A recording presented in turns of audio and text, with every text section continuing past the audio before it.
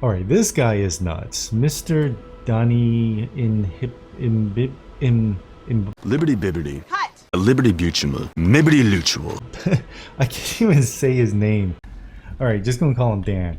So Dan here can deal so much damage. It's absolutely amazing with very little investment.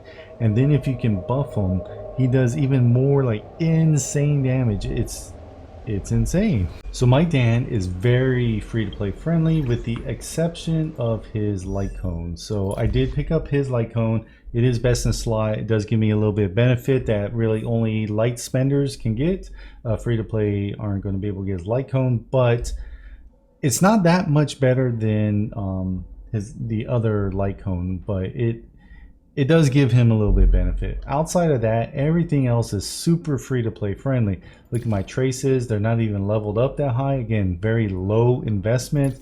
Look at my relics, they're all purple musketeers, and then they're not even that great, with the exception of the glove, and then of course the sphere and the rope. So I'm using this set because of the set bonus, but the only way for me to get that was to run a crit rate chest piece. And this was the only crit rate chest piece that I have. So again, not very good stats, but this was able to get me just slightly over the threshold. And you can see my other stats on my other pieces. Not the greatest. I'm running attack on my boots. He doesn't really need speed, although I would like to get him 2 more speed, and you'll see later in the video. But with all of this combined, you can see my stats. I'm at a little over what, 20, almost 2,900 attack. My speed is 108. Again, with the buffs that I put on the team, I try to get them at least 120, but I need them to be the slowest on the entire team.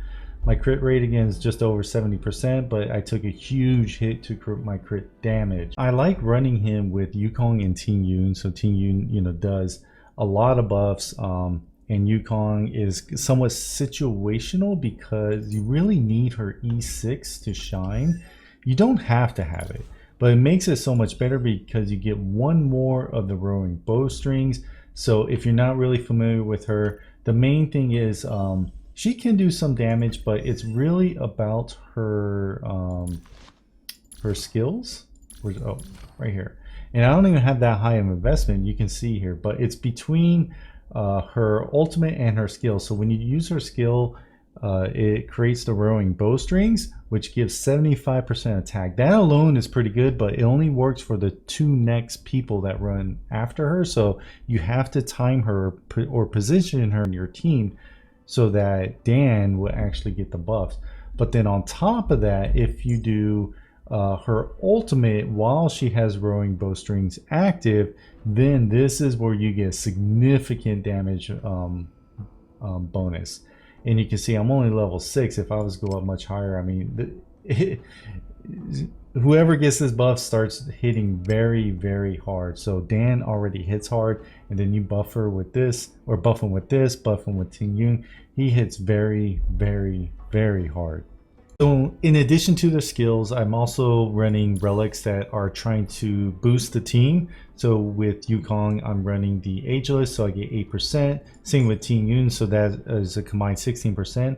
I'm running Speed Set on her, so I can get a speed boost because she is going to do her ultimate a couple of times. So this is what I was mentioning earlier in the video, where I would like to at least get 110, because then that will boost me up to past 130, 134 when I start getting all my speed buffs stacked up on Dan. And then in addition to that, I'm also trying to find what else can I use to buff Dan. So I look at the light cone. So I'm running this light cone, and it's kind of RNG, on which one you get, but all 3 are really good. So I don't really mind. And then in addition to that, on Yukong, I put the light cone that will give me an increased damage for any unit or any ally that it does the same type of damage, so imaginary damage in this case. Finally, my Luocha, I put on the resistance, the effect resistance piece, to get 10% crit damage for Dan. So when I combine all of this, his buffs, Yukong's, Team Yoon's based off their equipment and then just their skills and everything, his stats start to skyrocket, and then that's when he hits really hard, even as a free-to-play unit. So the one drawback is my Team Yoon is not E6. That E6 will give me just a little bit more energy, so when I use her ult in the MOC on Dan, he would get his ult first turn, but now I have to wait one extra turn to get his ult. Okay, so this is the second half of MO7 that was just reset. I'm just doing my buffs here, and one thing is you can't do Yukong's and Dan's buff at the same time. So go in with Dan because you get that one extra skill point. So the way I always start this is I buff with Ting Yoon, I do her skill, and then I do her ultimate. So this is where the not having E6 shine. See, I would have Dan's ultimate right there, and then I could pop it immediately. Well, right after Yukong's buff. Then I can pop his ult, but I have to wait a whole nother turn. Sometimes though, if he gets hit before, I can pop his ultimate. But in this case, you can see I have to do his skill and then I pop his ultimate because he still has the roaring bowstrings buff on him at that time. So the way this setup works is, since I don't have both Ting Yoon and Yukong E6, I have to kind of rotate their skills. So one turn may be more heavily reliant on Ting Yoon, the other turn would be more on Yukong. So the first turn is Ting Yoon, the second turn is going to be based off Yukong. So you can see now I'm getting both her buffs. I have her skill, the roaring bowstrings, and now her ultimate, and this is going to make Dan hit extremely hard. Sometimes I can get them all together at the same time. But you can see all the buffs here, and I have the roaring bowstrings with the ultimate buff. You see 3,500 attack plus another 50% damage to my skill damage, and he's going to hit pretty hard here for free to play. Again, 160k, that's not bad at all. Again, purple gear. I know the whales and people with much better gear are hitting much harder, but again, this is very, very light investment than hitting 160k. Okay, so the third turn is when it kind of starts getting off of course, but it's Yukong is going and then Ting Yoon. So there isn't much benefit to use Ting Yoon's skill. She's already maxed out, already has it on Dan, so I'm just going to do a normal attack and save a skill point. Since I only need to hit this person one time, maybe two times, but I definitely need to kill him because the turn's going to end after here, so I just go ahead and use 2 skill points. And look at that, 31k. In the next turn, I go ahead and pop Luocha's ultimate, just kind of get his talent going. And then I'm going to start buffing with Ting Yoon, so once I buff him, again, I'm going to be short on skill points, but then I'm going to pop Dan's ultimate, so that'll give me 2 more skill points, you know, that only he can use.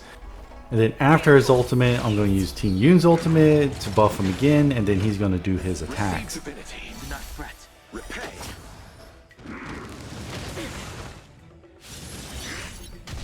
You chose the wrong enemy.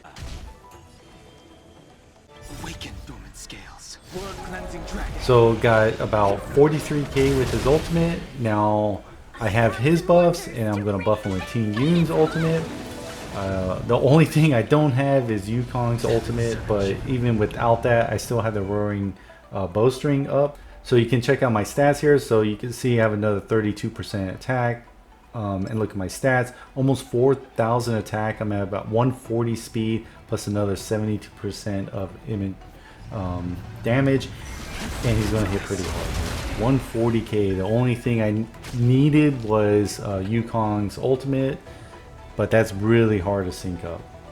So at this point, again, just pretty much do the same rotation. It's going around between Ting Yoon and Yukong almost every other rotation. I can't quite get them together, and again, having Yukong E6 and Ting Yoon E6 would be very helpful, but I wouldn't say you have to have them. You definitely want it, but you don't have to have it. And this is a buff with just Ting Yoon, see about 88k, and I was able to beat the second half of MOC 7 in 3 turns. So yeah, my Dan's probably only, I don't know, what, 15-20% of what he could be as a free to play unit. The whales, he's probably only like 5% compared to the whales. We know where he hits so much harder. but he's already hitting this hard. He is definitely carrying me through some of this, some of the MOCs, as well as some of the other content. I mean, I'm almost tempted to go in and get a couple more copies of them, but I'm afraid that might ruin the gaming experience because then it'll be too easy.